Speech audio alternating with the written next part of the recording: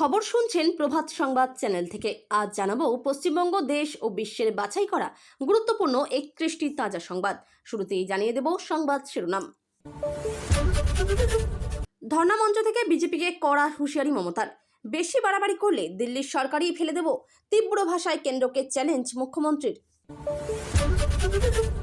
সাত সকালে কলকাতার পাইকপাড়ায় ভয়াবহ বিস্ফোরণ, বাড়ি কাঁপানোর শব্দে আতঙ্ক, পুলিশের হাতে বিস্ফোরণের চাঞ্চল্যকর সিসিটিভি ফুটেজ। বাংলায় এসে আক্ষেপ রাষ্ট্রপতি দ্রৌপদী মুর্মুর। মমতা দি আমার ছোট বোন, জানি না কেন আমার উপর রাগ। মন্তব্য ঘিরে শুরু নতুন রাজনৈতিক জল্পনা। ডিএ মামলায় বড় আপডেট রাজ্য সরকারি কর্মীদের জন্য। সার্ভিস বুক আপলোডের জন্য চালু হচ্ছে বিশেষ অনলাইন পোর্টাল, বাড়ছে আশার আলো। যুবসাথী প্রকল্পে বড় ঘোষণা, টাকা ঢোকার আগে দেখে নিন আবেদন অনুমোদন হয়েছে কিনা, সহজ পদ্ধতি জানালো প্রশাসন। এপ্রিলের অপেক্ষা নয়, আজ থেকে যুবসাথীর টাকা দেওয়ার ঘোষণা মমতার। ক্ষেত মজুর প্রকল্প নিয়েও বড় সিদ্ধান্ত, উপকৃত হবেন হাজার হাজার যুবক। খালি চেয়ারের সামনে ভাষণ দিলেন শ্রমিক ভট্টাচার্য। ভিডিও পোস্ট করে বিজেপিকে কটাক্ষ তৃণমূলের, শুরু রাজনৈতিক চর্চা। মার্কিন হামলা নিয়ে ক্ষমা চাইল ইরান, প্রতিবেশীদের সঙ্গে শত্রুতা নেই, ট্রাম্পকেও কড়া বার্তা দিল তেহরান। ভোটের আগে বিজেপিকে ধাক্কা, বিভেদের রাজনীতি অভিযোগ তুলে তৃণমূলে যোগ দিলেন মতিউর রহমান। বাংলায় কি রাষ্ট্রপতি শাসন জারি হতে পারে? ভোটের আগে নতুন জল্পনা, এই নির্দিষ্ট তারিখ পেরোলেই বড় সিদ্ধান্তের সম্ভাবনা। বিহার রাজনীতি নিয়ে বিস্ফোরক মন্তব্য মমতার। বেচারা নীতিশ কুমার, বিজেপির নতুন ছক নিয়ে সরব মুখ্যমন্ত্রী। রাজ্যপাল সিবি আনন্দ বোস কি নতুন দায়িত্বে? কেরলের ভোটের আগে বড় ইঙ্গিত দিয়ে গেলেন বিদায় পর্বে। মহুয়া মৈত্রের মন্তব্যে নতুন বিতর্ক, যে তৃণমূলের সঙ্গে নেই তার বাংলায় থাকার অধিকার নেই, পাল্টা আক্রমণ বিজেপির।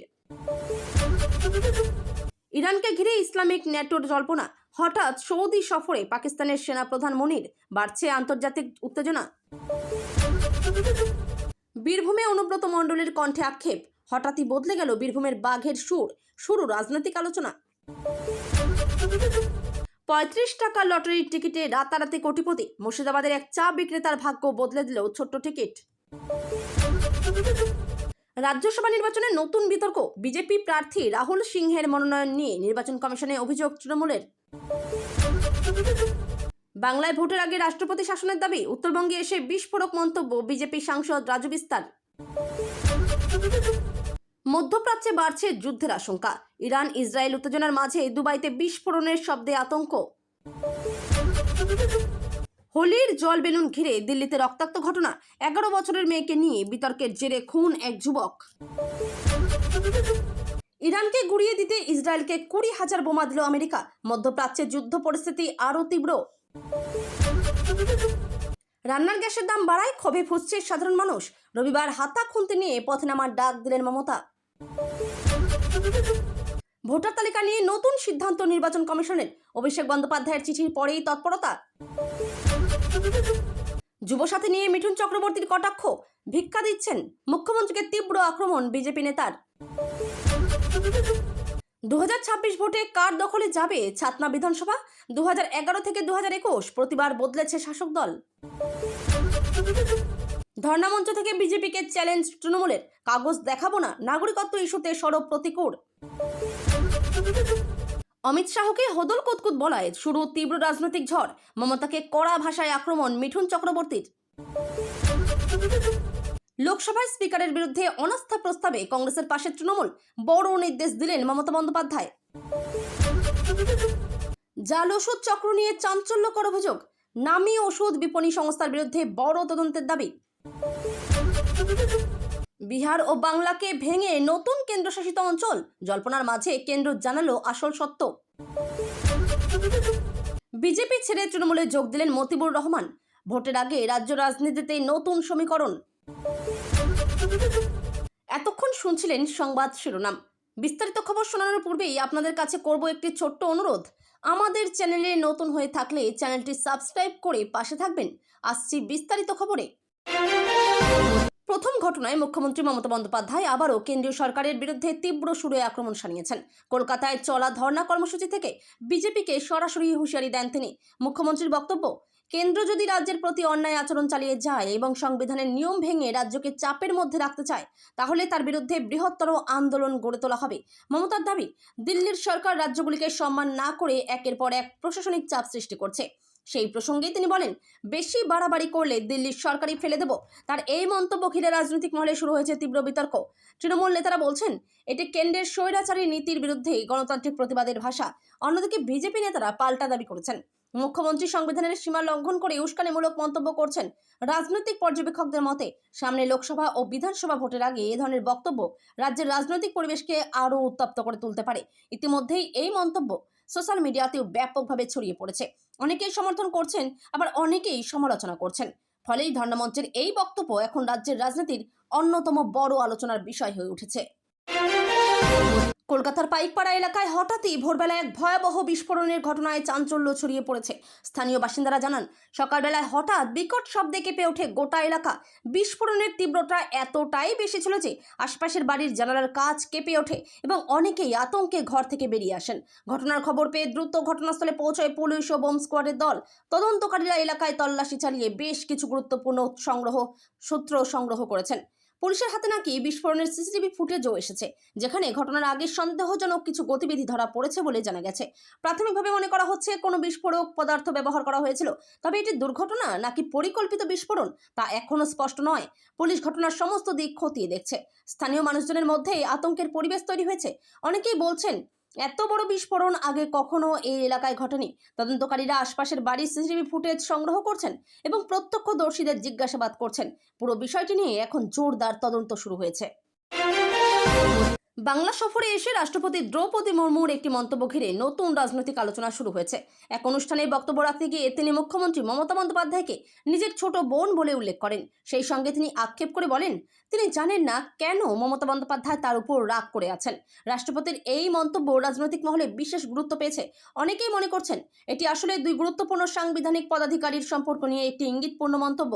যদিও রাষ্ট্রপতির বক্তব্য ছিল একেবারেই ব্যক্তিগত আবেগের জায়গা থেকে বলা, তবুও তা নিয়ে শুরু হয়েছে নানা জল্পনা। রাজনৈতিক মহলের একাংশ বলছে, কেন্দ্র ও রাজ্যের সম্পর্ক বর্তমানে যে টানাপোড়েনের মধ্যে রয়েছে, সেই প্রেক্ষাপটে এই মন্তব্যের আলাদা গুরুত্ব রয়েছে। অন্যদিকে তৃণমূলের অনেক নেতা বলছেন, রাষ্ট্রপতির প্রতি তাদের যথেষ্ট সম্মান রয়েছে এবং বিষয়টি নিয়ে অযথা বিতর্ক তৈরি করা উচিত নয়। তবে রাজনৈতিক পর্যবেক্ষকদের মতে এই মন্তব্যের ফলে আবারও কেন্দ্র রাজ্য সম্পর্ক নিয়ে আলোচনা নতুন করে সামনে এসেছে। তৃণমূল সাংসদ মহুয়া মৈত্রের একটি মন্তব্য ঘিরে রাজ্যের রাজনীতিতে নতুন বিতর্ক তৈরি হয়েছে। এক সভায় বক্তব্য রাখতে গিয়ে তিনি বলেন, যারা আজ তৃণমূলের সঙ্গে নেই তাদের বাংলায় থাকার অধিকার নেই। তার এই মন্তব্য প্রকাশ্যে আসতেই শুরু হয়েছে তীব্র রাজনৈতিক প্রতিক্রিয়া। বিজেপি নেতারা দাবি করেছেন, এটি গণতন্ত্র বিরোধী মন্তব্য এবং বিরোধী কণ্ঠস্বরকে দমিয়ে দেওয়ার চেষ্টা। বিজেপি নেতা তরুণ জ্যোতি তিওয়ারি পাল্টা প্রশ্ন তুলে বলেন, তৃণমূলের কারণে যারা সব হারিয়েছে তারা কি বাঙালি নয়? এই মন্তব্যের পর থেকেই শুরু হয়েছে রাজনৈতিক চর্চা। তৃণমূলের একাংশ বলছে, মহুয়া মৈত্রের বক্তব্যকে ভুলভাবে ব্যাখ্যা করা হচ্ছে। তাদের দাবি, তিনি আসলে বাংলা সংস্কৃতি ঐক্যের পক্ষে কথা বলতে চেয়েছিলেন, কিন্তু বিরোধীরা এটিকে ইচ্ছাকৃতভাবে বিতর্কিত করে তুলছে।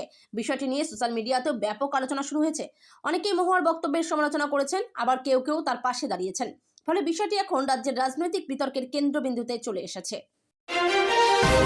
রান্নার গ্যাসের মূল্যবৃদ্ধি নিয়ে সাধারণ মানুষের ক্ষোভ বাড়তেই এবার আন্দোলনের ডাক দিলেন মুখ্যমন্ত্রী মমতা বন্দ্যোপাধ্যায়। তিনি অভিযোগ করেছেন, কেন্দ্র সরকার একের পর এক গ্যাসের দাম বাড়িয়ে মধ্যবিত্ত ও নিম্নবিত্ত পরিবারের উপর বড় চাপ সৃষ্টি করছে।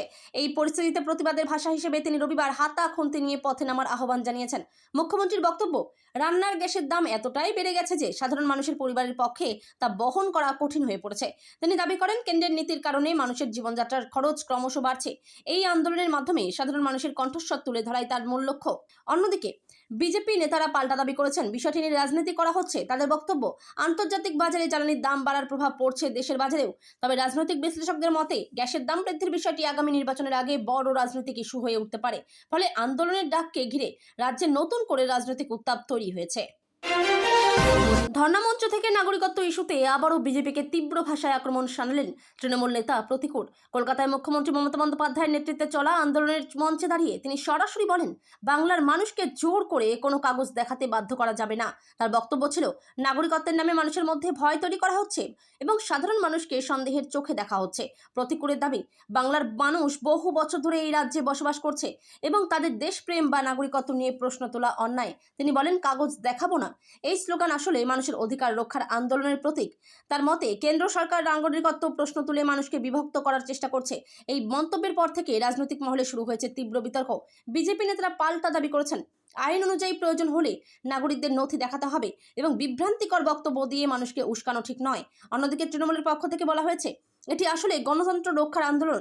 ধর্ণা মঞ্চ থেকে এই বক্তব্য প্রকাশ্যে আসার পর বিষয়টি দ্রুত সোশ্যাল মিডিয়ায় ভাইরাল হয়ে যায়। অনেকেই এই বক্তব্যের সমর্থন করেছেন, আবার অনেকে কড়া সমালোচনা করেছেন। রাজনৈতিক বিশ্লেষকদের মতে নাগরিকত্ব ও নথি সংক্রান্ত এই ইস্যু আগামী দিনে রাজ্যের রাজনীতিতে বড় বিষয় হয়ে উঠতে পারে। রাজ্যের রাজনীতিতে নতুন করে উত্তেজনা ছড়িয়েছে বিজেপি নেতা ও জনপ্রিয় অভিনেতা মিঠুন চক্রবর্তীর বক্তব্যকে ঘিরে। সম্প্রতি এক রাজনৈতিক সভায় বক্তব্য রাখতে গিয়ে তিনি মুখ্যমন্ত্রী মমতা বন্দ্যোপাধ্যায়ের বিরুদ্ধে তীব্র ভাষায় আক্রমণ করেন। তিনি বলেন, রাজ্যের শাসক দল বারবার কেন্দ্রের বিরুদ্ধে অভিযোগ তুলছে, কিন্তু বাস্তবে রাজ্যের বহু সমস্যার সমাধান করতে ব্যর্থ হয়েছে। মিঠুন চক্রবর্তী দাবি করেন, সাধারণ মানুষ বিভিন্ন সমস্যার সম্মুখীন হচ্ছেন। কর্মসংস্থান, আইন শৃঙ্খলা ও উন্নয়নের মতো বিষয় নিয়ে মানুষের মধ্যে অসন্তোষ বাড়ছে। তার বক্তব্যে রাজনৈতিক তীব্রতা এতটাই ছিল যে তা দ্রুত সোশ্যাল মিডিয়ায় ছড়িয়ে পড়ে। তৃণমূলের নেতারা এই মন্তব্যের তীব্র সমালোচনা করেছেন এবং বলেছেন, বিজেপি নেতারা ইচ্ছাকৃতভাবে রাজ্যের পরিবেশ উত্তপ্ত করার চেষ্টা করছেন। অন্যদিকে বিজেপির পক্ষ থেকে বলা হয়েছে, মিঠুন চক্রবর্তী সাধারণ মানুষের সমস্যার কথা তুলে ধরেছেন। তার জনপ্রিয়তা ও পরিচিতির কারণে তার বক্তব্য সাধারণ মানুষের মধ্যে দ্রুত ছড়িয়ে পড়ে। ফলে এই মন্তব্য ঘিরে রাজনৈতিক চর্চা আরও তীব্র হয়েছে। রাজনৈতিক পর্যবেক্ষকদের মতে, সামনে নির্বাচন ঘনিয়ে আসার সঙ্গে সঙ্গে এই ধরনের বক্তব্য ও পাল্টা মন্তব্য রাজ্যের রাজনৈতিক উত্তাপ আরও বাড়িয়ে তুলবে। রাজ্যে আবারও জাল ওষুধ চক্রের সক্রিয়তার অভিযোগ সামনে এসেছে, যা নিয়ে স্বাস্থ্য দপ্তর ও প্রশাসনের মধ্যে উদ্বেগ বাড়ছে।